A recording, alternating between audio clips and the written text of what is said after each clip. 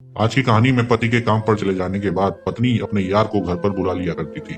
और जब पति को पता चलता है तो क्या होता है, ये जानने के लिए इस वीडियो को पूरा देखें।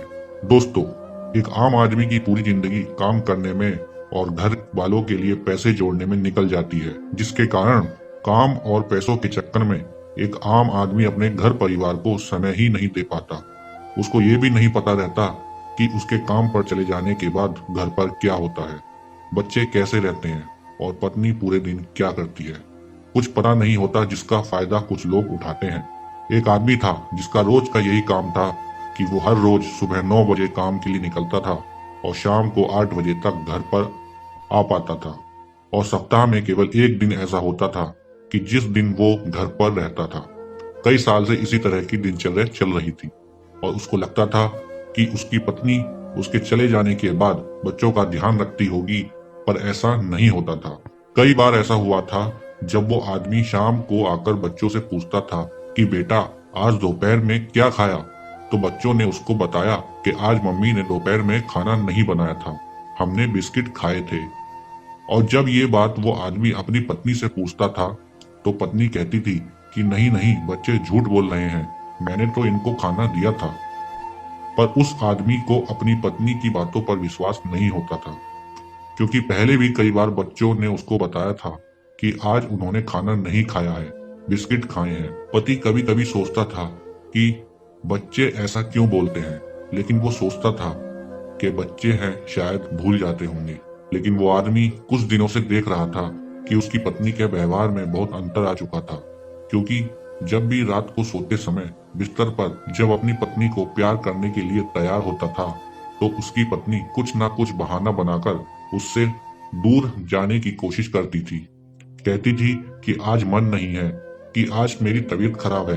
रोज कुछ ना कुछ बहाना बनाकर बिना प्यार करे सो जाती थी, जैसे कि उसका प्यार करने का मन ही ना कर रहा हो। पर पहले ऐसा नहीं होता था। पहले हम दोनों के बीच रोजाना प्यार और रोमांस होता था और हम दोनों बहुत एंजॉय भी करते थे। लेकिन कुछ दिनों से पता नहीं मेरी पत्नी को क्या हो रहा था।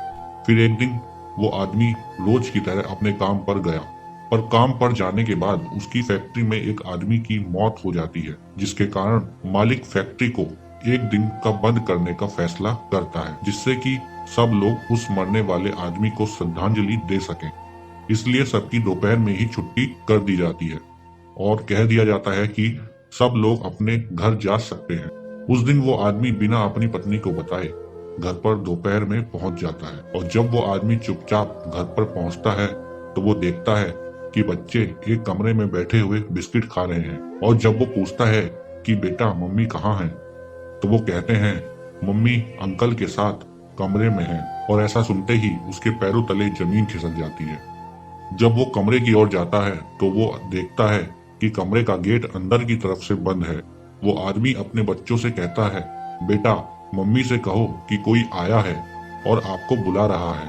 तो बच्चे गेट को खटखटाते हैं और कहते हैं कि मम्मी आपसे मिलने कोई आया है। और जैसे ही वह औरत गेट खोलकर बाहर आती है तो देखती है कि उसका पति ही उसके सामने खड़ा है और ये देखते ही वो हड़बड़ा जाती है। फिर उसका पति अंदर जाता है तो वह देखता है कि बिस्तर में एक लड़का है और वो लड़का इस तरह से बेड पर लेटा हुआ था मानो कि जैसे वह दोनों मजे कर रहे हों। इतना सब कुछ देखकर पति ने अपनी पत्नी से पूछा कि बच्चे मुझसे रोज कहते थे, लेकिन मैं उनकी बातों पर यकीन नहीं करता था। यह तो अच्छा हुआ कि आज मैं बिना बताए दोपहर में ही अचानक घर पर आ गया, तो मुझे तुम्हारी सच्चाई का पता चल गया। ये सब कब से चल रहा है मुझे पता ही नहीं, और ना ही मुझे आगे पता चलता। तुम मुझे ऐसे ही धोखा देती रहती। फिर वो आदमी अपने रिश्तेदारों और पंचायत को इकट्ठा करता है।